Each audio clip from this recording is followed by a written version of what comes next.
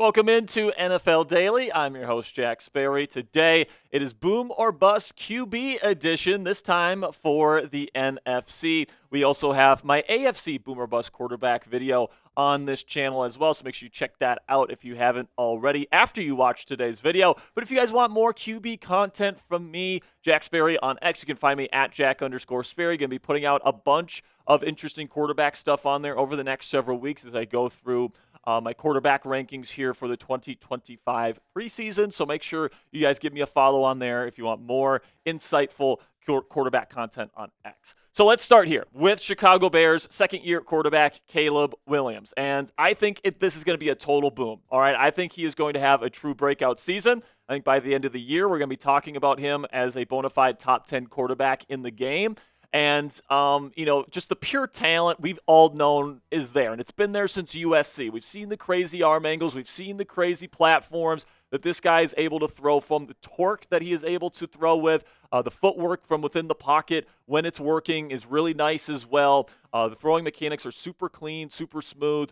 Just from a purely physical standpoint, Caleb's one of the most crazy talents I've ever evaluated as a quarterback evaluator for the NFL draft. Now, obviously last year, Shane Waldron didn't really watch film with him, didn't really do a good job developing him. Of course, Matt Eberflus didn't know what he was doing developing a young quarterback, and that was a really bad situation. But now he gets one of the best quarterback gurus in the National Football League and offensive play designers and play callers in the league, and Ben Johnson, who's, of course, coming over from Detroit, where he turned Jared Goff into a check-down Charlie type, into a borderline top 10 quarterback in the game, one of the most productive quarterbacks in this game over the last several seasons. So I think Ben Johnson is perfect for Caleb Williams, and I think Caleb, with his talent matched with the coaching and the play calling and all the different stuff Ben Johnson is going to bring to the table, I think it's going to create one of the best offenses in the National Football League. They also have some really nice skill talent on that team. They revamped on the offensive line,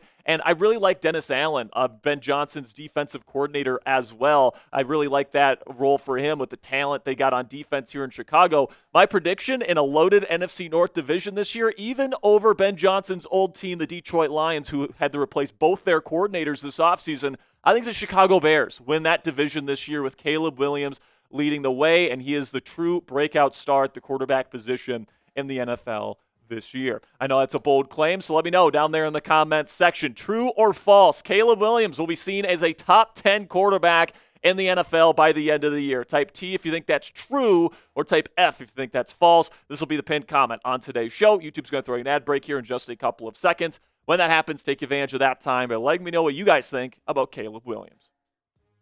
Then we'll move over to the West Coast here with Seattle, where they, of course, picked up Sam Darnold, where I think it's going to be a relative boom for Sam Darnold, okay? Because I think he had a really good season last year with the Minnesota Vikings. Obviously he had one of the best play callers in the game in Kevin O'Connell. Of course, he had Justin Jefferson and Jordan Addison, some really nice weapons there, and all that different stuff, all right? But, he definitely got a lot better last year compared to what it was earlier on in his career. He's always had a big arm. He's always had a very talented arm. He's always been able to make big-time throws. It's just the interceptions and the mistakes have just not been, what you want to see. Last year, he got that interception percentage down to 2.2. The passer rating got over 100 for the first time in his career with the Minnesota Vikings. And the VR headsets that he's been using since his time in Minnesota have really helped him out. And he is continuing using that VR headset and the Cognizant technology that other top quarterbacks like Jaden Daniels and others are using now. So I do think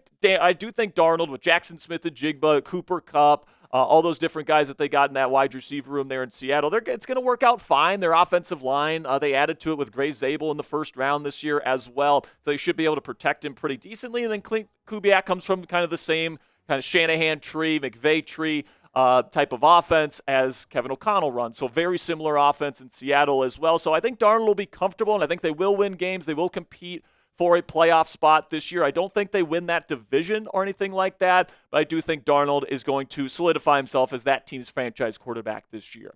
Then we get to the G-men here at the New York Football Giants, where, of course, Brian Dable is, his ass is on the firing line here. He needs to hit with Russell Wilson, and unfortunately, I think this is going to be a total bust for the New York Football Giants. Now, I want to be completely clear.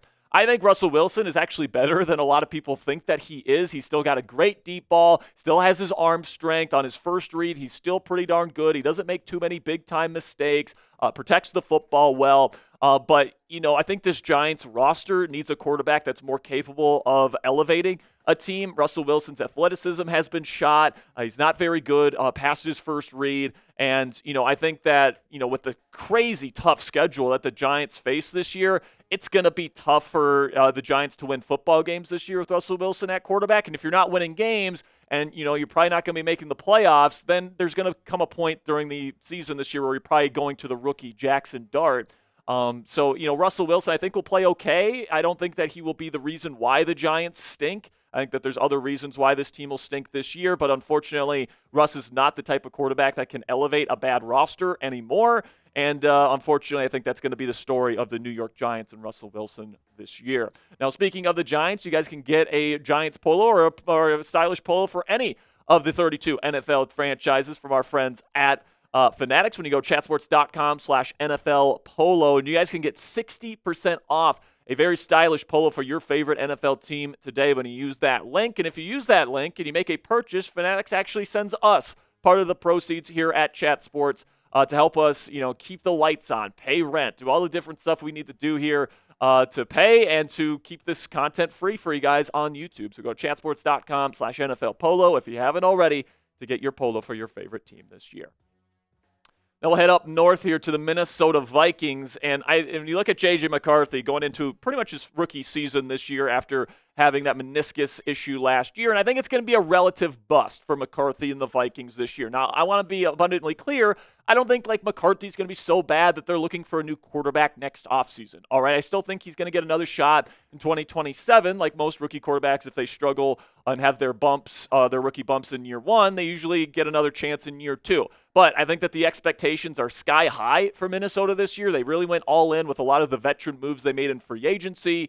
And all that different stuff. They have one of the more complete rosters in the game. Of course, you got Justin Jefferson, you got Kevin O'Connell. This was a team that won a lot of football games with kind of a mid-level starting quarterback, in my opinion, in Sam Darnold last year. So the expectations are you got to get back to that 13, 14 win range, and you got to be competitive in the playoffs with J.J. McCarthy. And I just don't know if McCarthy's ready to take on that kind of success. I think that McCarthy will be fine, and this team will win games. They will even compete for a playoff spot this year, and I don't think McCarthy will be a complete train wreck, but I think there will be enough year one mistakes and bumps along the way, especially for somebody that in high school and in college didn't really throw the football that much. He was able to rely on his run game and his defenses throughout his career. I don't think that's necessarily going to be the case in Minnesota this year. So even though he's got an elite surrounding cast around him, I don't think it's going to be a complete disaster. I do think in terms of relative to expectations, I think it's going to be disappointing for the Vikings this season.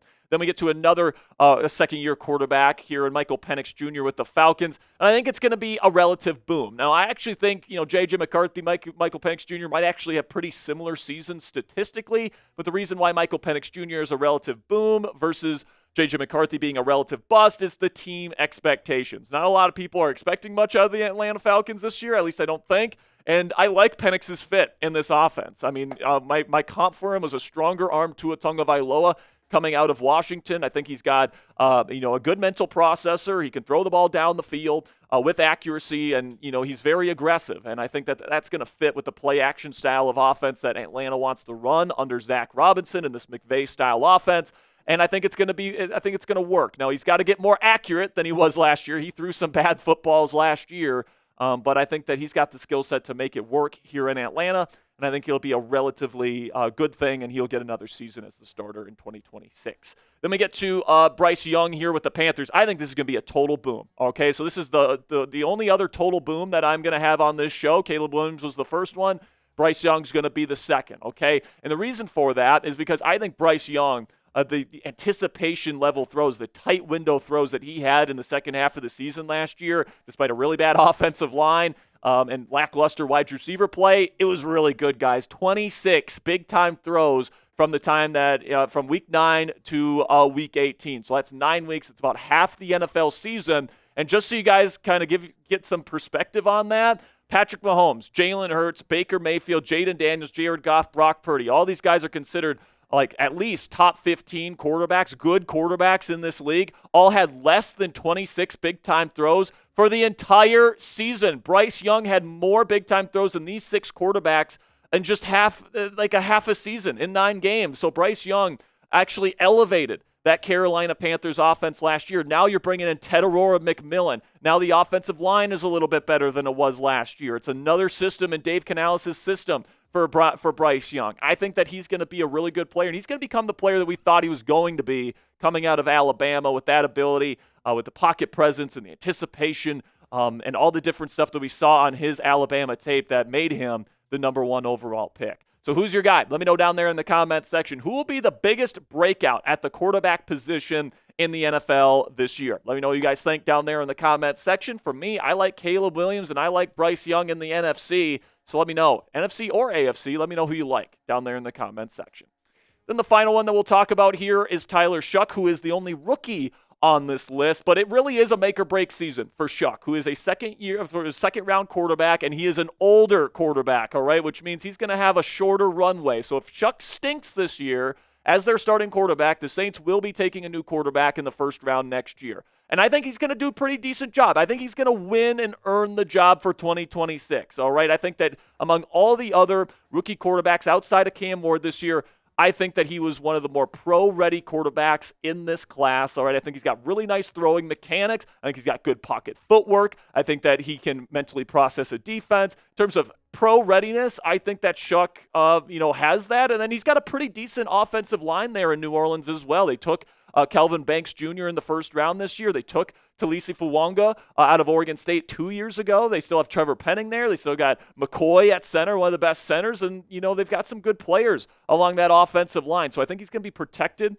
better than some people think. And I think he's going to be able to find receivers like Rashid Shaheed and Chris Olave that they got there. I don't think the Saints will be a particularly good team. I think that defense is going to be one of the worst, if not the worst in football this year, with Brandon Staley running the defense there in New Orleans. That's going to be big time yikes. And Shough is going to have to win kind of shootouts to win football games for the New Orleans Saints this year. But I do think he's going to show enough good things this year where the Saints are going to hold off taking a quarterback in next year's NFL draft. So let me know down there in the comment section. Will Tyler Shough be New Orleans' QB1 in week 1 of 2 seasons from now, 2026? Will he be their week 1 starter 2 seasons from now? Will he earn the job this year? Give me a yes or a no down there in the comment section. Right now, if I had to guess, I would say yes. But that'll be it for today's edition of NFL Daily by Chat Sports. Make sure you click that subscribe button if you haven't already for more NFL content for free on this channel every single day.